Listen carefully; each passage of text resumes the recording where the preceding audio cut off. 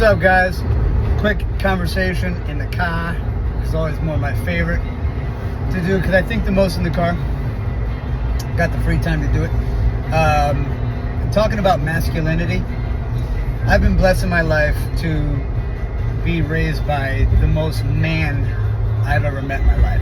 That man is the epitome of a masculine man, my father. And then his best friend and a man that I call my uncle, John, who served 20 years in the military, was also a drill sergeant in the Marine Corps. Something with these men, never one time with all of our conversations have they ever talked to me about masculinity. Never once. So what's my point in that? Most masculine men don't talk about it. They don't act like it. Like, you see, I bring up, I think his name's Tristan Tate, and some of these other guys on the internet that talk about masculinity. I think Tristan Tate made his money in like the sex business. Right out the gate, you lose me with masculine with that right away. You might be like a man or like kind of a manly man, but I wouldn't say you're a masculine man. I think masculinity is like femininity.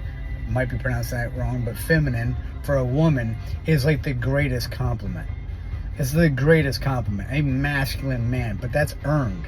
Just because you have a dick and balls does not make you a masculine man. And really, for that matter, a man. If you're a male, I only believe in two genders. You're a male, but to be a man, you take care of your responsibilities, you're protective, you provide, you're service-minded. 100% agree with that.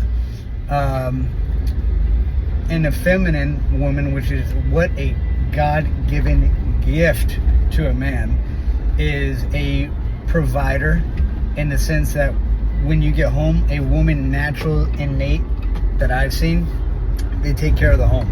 And I don't mean fucking cooking and cleaning. I mean like the energy in the home.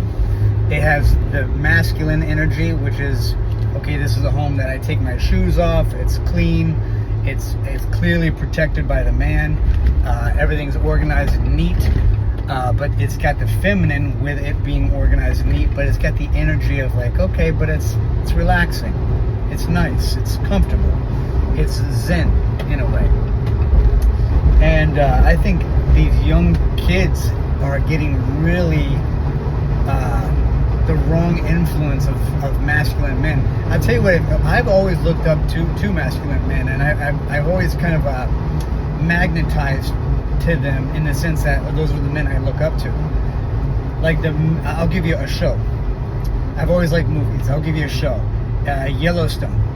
My favorite character, who I fucking love, there's two of them, but I love and I absolutely like admire. It's Rip on Yellowstone.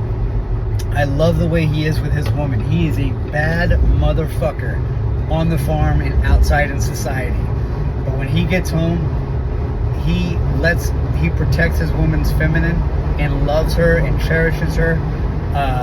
But when he's out, the man's all business.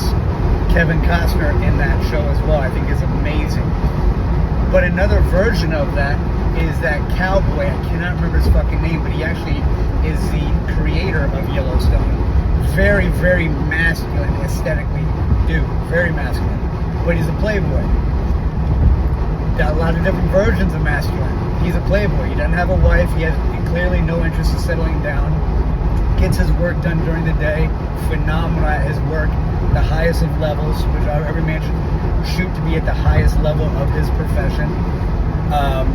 But he's a fucking playboy. Not a guy that I look up to or a guy I want to be, but I think those kind of guys are fun to be around. The guys I look up to, always have, are guys like Rip, Kevin Costner, my Uncle John, my father. These men are not guys you go out and you fucking party with, you pick up girls with, not at all. These are men you sit by a fireplace and there's always a conversation to be had. Always. There's always something to talk about. And interesting shit, not like, hey, what's your favorite sports team? Who gives a shit? Or guys that sit around talking about women all the time. I've got buddies like that, and I love them. But every time we're together, they're talking about women. I'm like, bro, I couldn't give a shit less. But I just think the younger generation, like when you watch a movie, if you watch movies, I don't know if they do or do not, like what kind of men are you kind of like, man, I'm motivated by that guy. Like that guy does something for me. I connect with that guy. Well, who is that? And man, I really hope for the younger generation it's not men that do modeling and shit and are just around just trying to pick up girls. When I see a guy do the fish lips, my skin crawls. When I see these young teenagers like doing this very suspect shit that like girls do. Like they're doing girl dances on TikTok and shit. I'm like, what are you doing, man? What are you doing? The best thing for a man to do is shoot for being a fucking man. That is, but that's not like you portray it. You are it. And I'm being a little bit contradicting right now, but just trying to make a point and develop content. Most men don't talk about it. They are just it. They lead by example. That's going to be a really good definition of a man. A lot of these guys that are tatted up, big trucks, big tires, they want to look masculine, and I know that for a fucking fact. A large percentage of those guys are the exact opposite. The exact opposite. What they do behind closed doors, yeesh. And suspect, most of them as well. They're just trying to hide something, you know? The baddest men on the planet don't let you know about it. So for the younger generation, man, I hope you guys are looking up to the right people. And life is good. Go after it. Go get it. Willpower.